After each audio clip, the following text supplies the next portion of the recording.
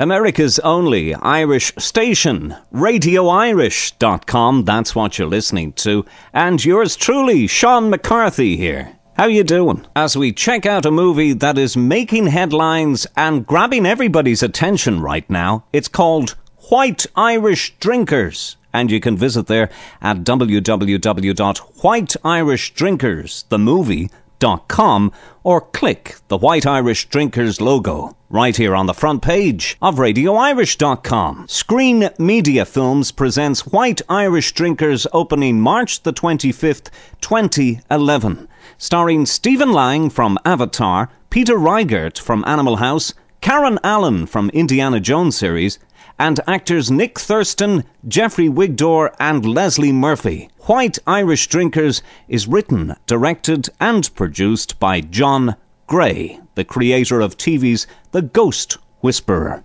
Very successful television series. Now, the story is as follows.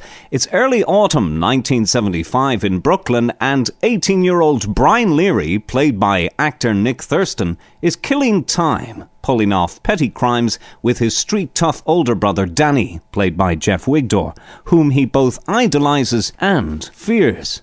They both live with their parents, Paddy, played by Stephen Lang, a longshoreman, and his long-suffering wife, Margaret, played by Karen Allen, who puts up with Paddy's drinking and abusive behaviour, especially to her and her son, Danny. Though Paddy has never been physically abusive to Brian, every time Brian sees his brother's suffering, his heart breaks a little more. Brian works for Whitey, played by Peter Riegert, at the failing Lafayette Movie Theatre. Owing money to local mobsters, Whitey calls in a favour to an old friend who works with the Rolling Stones. They come up with a deal to have the Stones play at Whitey's Theatre for one night only before their gig at Madison Square Garden, and Brian is put in charge with getting the word out to everyone in the neighbourhood. The Stones are coming, you say. In the twists and turns that follow on that fateful night of the concert, both brothers, Brian and Danny, must re-examine their dreams and make decisions that will change their lives forever. White Irish Drinkers was an official selection for the 2010 Toronto International Film Festival. It was also an Audience Award winner of the 2010 Woodstock Film Festival. It was an official selection also for the 2010 Torino Film Festival and a finalist of the 2010 Gotham Festival Genius Award. It is an official selection for the 2011 Atlanta Film Festival, and the film has also been nominated for the 2011 Prism Awards in the category Feature Film Substance Use. White Irish Drinkers, heading to the 15th Annual 2011 Prism Awards. And you can visit the movie there at www.whiteirishdrinkersthemovie.com to watch the trailer and enjoy the cast, bios, and the synopsis of the film and all the rest. And we're delighted now, here on America's only Irish station, radioirish.com, to be speaking with actor Nick Thurston, who plays Brian Leary in White Irish Drinkers. How are you, Nick? Hey, Sean, I'm great. How are you? Sure, I'm grand, Nick. I couldn't be better. Now, in the film, Nick, which is set in 1975 in Brooklyn, you play 18-year-old Brian Leary, who's a secretive young artist who hides his artwork from the world in the basement of the Leary household. Why is he doing that, Nick? Why is Brian Leary so shy about his talent? Well, you know, growing up in Bay Ridge, especially the way that it was back in '75, you know, there wasn't a whole lot of room for this kid to be doing that kind of stuff. It was a really rough neighborhood. He had a really rough upbringing. So, you know, being an artist kind of made him a little bit of a black sheep. You know, never really had a chance to validate that work, really. So it wasn't something he could just tell everybody about without fear of you know, being called any number of names under the sun in Brooklyn at that time. All right. Now, it's a troubled household, Nick, where your character's father, Paddy Leary, played by Stephen Lang, is an alcoholic. The mother, Margaret, can't handle the madness breaking out all around her, God love her. And your character's brother, Danny Leary, played by Jeff Wig Door, has become involved in the local crime scene, a scene which he encourages you to become involved in. Tell me, Nick, is there something uniquely Irish about the story? Or could these circumstances be playing themselves out in any family, do you think? Well, I think they certainly could be playing themselves out in any family. I think it's more of the tone of it that makes it Irish. The director, John Gray, grew up and in that area. This is kind of a lot about his life story in many ways. And he grew up in an Irish household, and a lot of the same sort of I wouldn't say values, but just the tone of it is very Irish, and he explained that to me. Before we started shooting, just talking to me about what it was, a lot about the identity. Everybody felt very strongly that identity of being Irish. Everybody needed to, in that neighborhood, be a part of something, and where he grew up, that was what he was a part of. And felt very strongly about his Irish ancestry and background, and I think that translates into the film as well. So tell me, Nick, how did you first become involved in the film? Same way a lot of actors get involved in that kind of thing. I just auditioned. They did a small number of auditions over in Los Angeles. I'm actually from Northern California, Berkeley, and I just auditioned for it over here a couple of times, and he decided that I was the right guy for the job, so they flew me out to New York.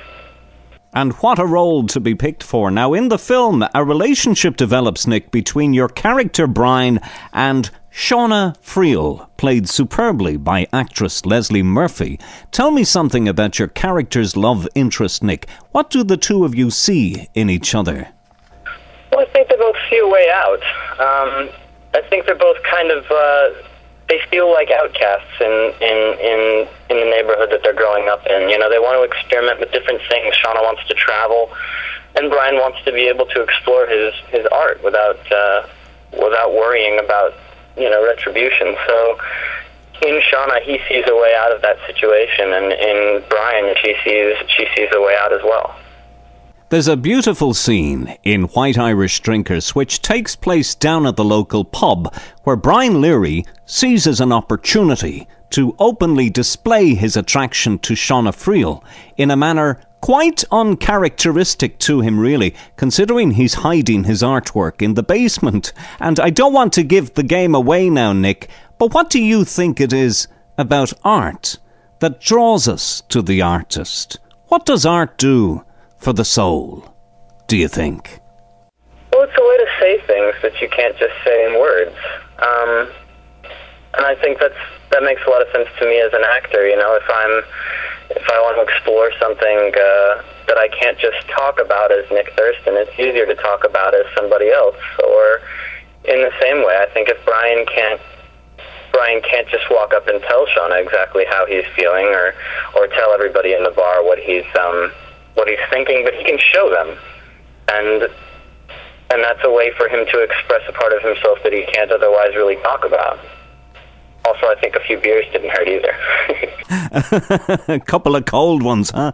Now, White Irish Drinkers, Nick, was written and directed by Brooklyn native John Gray, who bases the story and characters on his own childhood growing up in Brooklyn. And though not entirely autobiographical, the events and situations in the film are based on very real people. John Gray adds that for some people he knew, the most dangerous place was not always the streets themselves, but behind the doors of their own apartments. What does the film say about domestic abuse, Nick, if anything? Is there an underlying message here? An underlying message? Well, it's tough. I think one of the things I like so much about the way that John worked on this film is he wasn't trying to hammer home any kind of message. He was just trying to paint the picture like it really is, and trying to show some of the difficulties of dealing with that kind of stuff. I mean, obviously, I suppose the underlying message in any kind of in anything where you're exploring something as ugly as domestic violence, the underlying message is always that there have to be other alternatives to dealing with your anger. I completely agree with you. Sometimes the most dangerous place is behind closed doors, and in White Irish Drinkers you see just how bad his father can get, and he vents that rage that he has on Brian's mom and Brian's brother, and in his own sort of more passive way on Brian as well.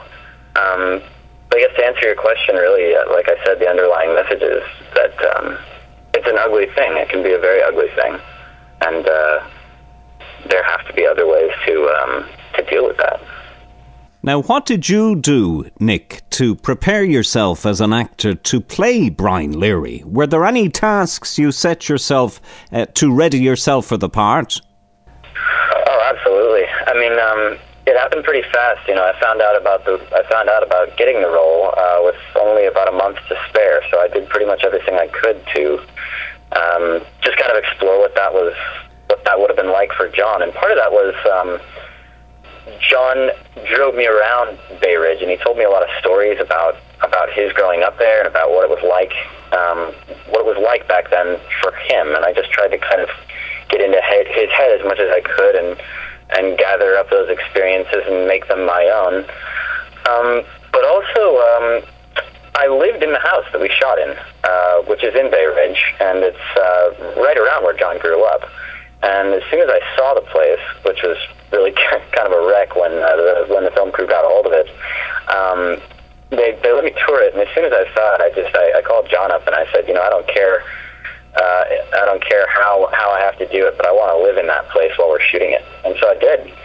And I lived there for the whole month while we were shooting it. And that probably taught me more about it than anything else, because I had a lot of experiences about the neighborhood. I was walking around there every day. I was waking up and, drinking my cup of coffee at a diner right down the street. I was meeting all the people, and granted, 40 years later, but the neighborhood's feeling was something I was able to pick up on by doing that, trying to talk like the people from there, trying to just see about how they went about their daily lives.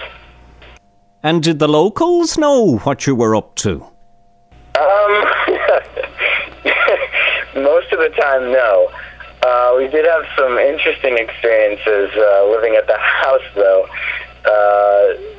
with some locals. At one point, I'm not sure how much of this I'm supposed to say, but at one point somebody actually came inside and threatened us and the film crew who was staying there that if we didn't wrap it up and stop disrupting their lives, there was going to be hell to pay. But most of the time, no. There were a couple of times when we'd be out on the street filming something, and you wouldn't believe how many people came out of the woodwork who knew John growing up. So we'd have people dropping by set and saying hi to John, who he hadn't seen in, 30 years, 40 years. And that was really exciting, to just be able to see how much of the neighborhood felt that close to John, and really gave you a sense of how much this story must mean to him. And what is John Gray like as a director, Nick? Oh, he's fantastic. He's probably the best director I've worked with. He's a really fantastic guy. Very quiet. Knows what he wants and knows exactly how to tell people how to get it without pissing anybody off. He's a very good director. So talk to me a bit, Nick, about your work with actor Jeff Wig Door. How did you develop the brotherly relationship that we see coming through on the screen? Maker's Mark. The whiskey. Maker's Mark and Jameson's. Jeff had an apartment up on the Upper East Side, and when I finally got to Brooklyn and we started getting ready to shoot the thing, I ended up going over to Jeff's apartment just to sort of talk things through and maybe do a little rehearsal. And keeping in mind the name of the film, we decided it would expedite our process with the old Irish flow a little bit. So we, a lot of that just came from hanging out with the guy and and putting a few away. Now tell me, Nick, what was it like being back in 1975 for the 17 days during which the film was shot? Exciting as hell. I mean, you know, it was cool. My dad actually graduated from high school the same year that Brian, my character, does, and so I've heard a lot about what that life was like.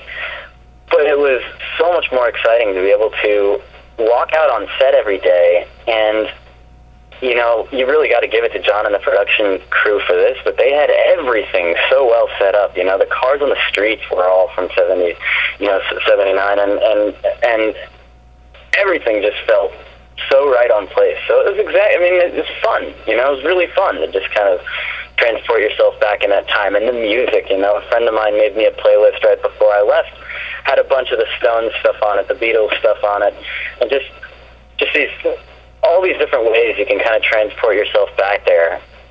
And that's probably the most exciting part about my job, is getting to live in times and places that I didn't live in, and to do that. So it was great. It was really exciting. The Rolling Stones also play a part in White Irish Drinkers, with preparations underway in the story for a concert at the local theatre, where Brian works alongside his boss Whitey, played by veteran actor Peter Riegert. Talk to me a bit about working with Peter Riegert, Stephen Lang and Karen Allen. What have you brought away, Nick, from the experience? Oh, wow. That's a tough question. I mean, a ton. You know, they've been in the business for so long and working so well and so prolifically that they've got mountains of advice. So it would be impossible for me to name one thing that I brought away from it, aside from just seeing how a real experienced professional works in this field. You know, I mean, numerous conversations with Stephen and Peter and Karen about all the things I would be curious about or nervous about, or just stuff I didn't know, and they were just fountains of advice. Just really wonderful working with them. Now, I believe you all, cast and crew, developed a strong family relationship on the set. How was that relationship fostered, Nick?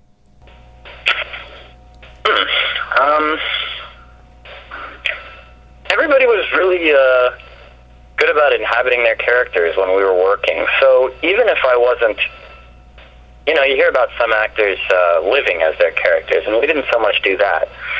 But there is a sense of the character that stays with you while you're working. So, for example, Stephen